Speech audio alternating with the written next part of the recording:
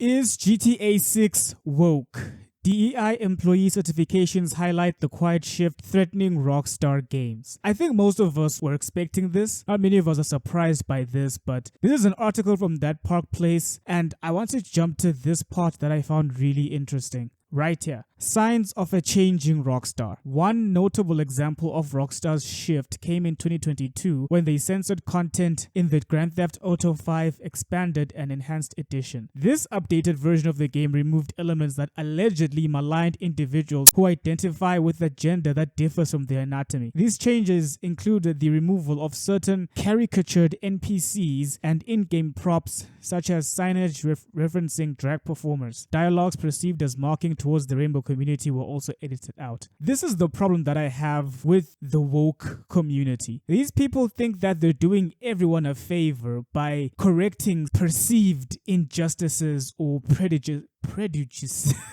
How do you say prejudice? Pride and prejudice.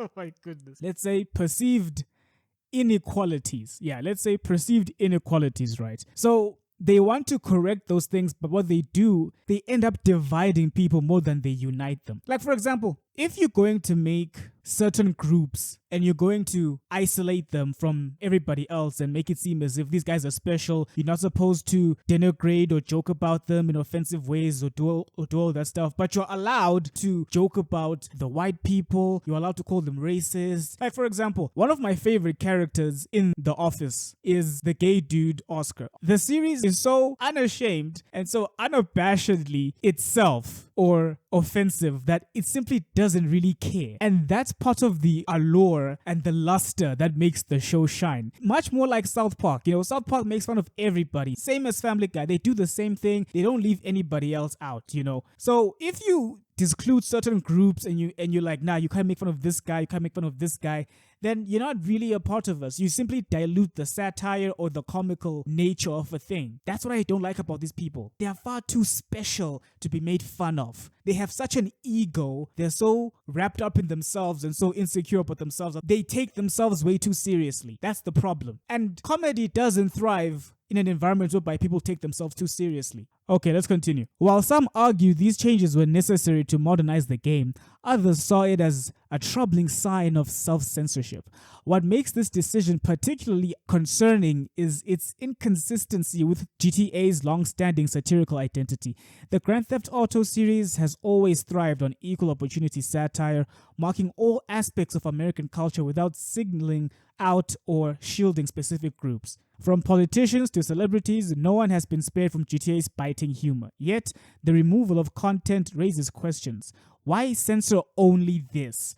Why remove jokes about one group while leaving countless other instances of parody intact? The certifications that could change Rockstar forever. There is quite a few alarming factors at play. For anyone wondering, is GTA 6 woke? Yet the gravest and perhaps most damaging revelation about Rockstar isn't found in its content edits or the departure of senior staff, but in what can be uncovered about those who now work there. A troubling pattern emerges when examining the certifications held by Rockstar employees, particularly among senior members. At least 60 employees have completed a course called Unconscious Bias, with many of these certifications being awarded between 2020 and 2021, the same period which Dan Houser left the company. So what is this course? The Unconscious Bias certification, as described on platforms like LinkedIn Learning, aims to teach participants to recognize and address unconscious prejudices. It's prejudices.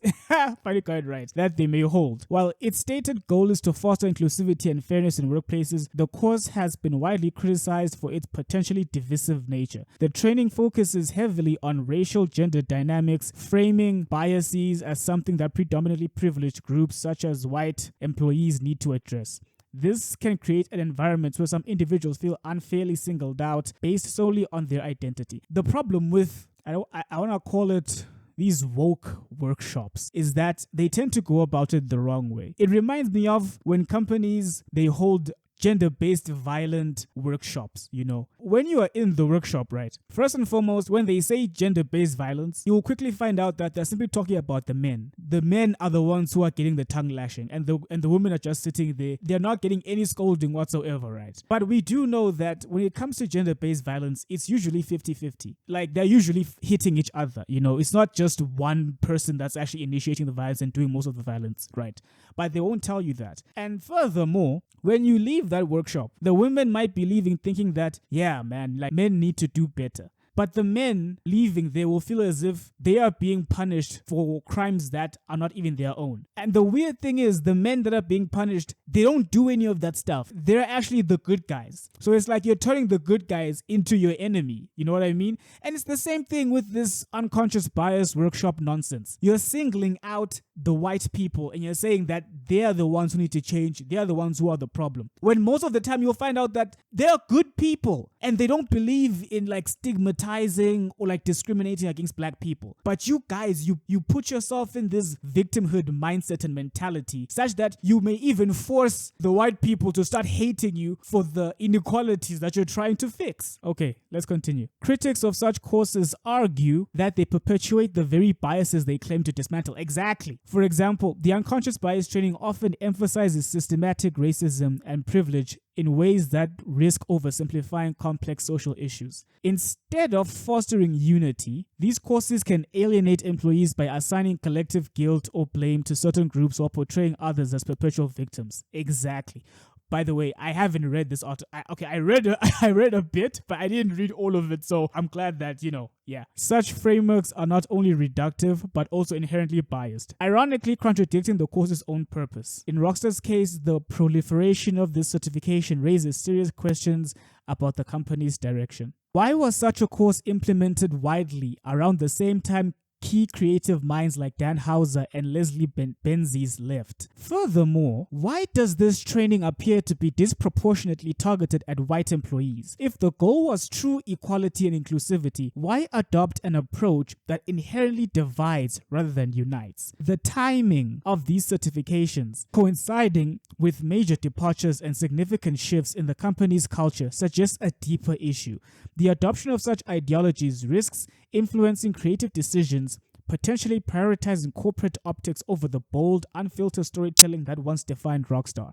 For a company built on satire and irreverence, embracing such divisive practices could erode the very foundation of its identity. This is the question that I have for you guys. Do you guys think that GTA 6 is going to be a masterpiece, or is simply going to fall at the wayside of woke, dead, and forgotten games? My personal opinion is GTA 6 has a higher chance of succeeding than failing. That's what I would say, whether it has the woke elements or not. If GTA 6 flops hard, I think it's safe to say that we won't be looking forward to a Red Dead Redemption 3, because we know for a fact that it will simply be a recreation of Brokeback Mountain. I don't know what else to say, man.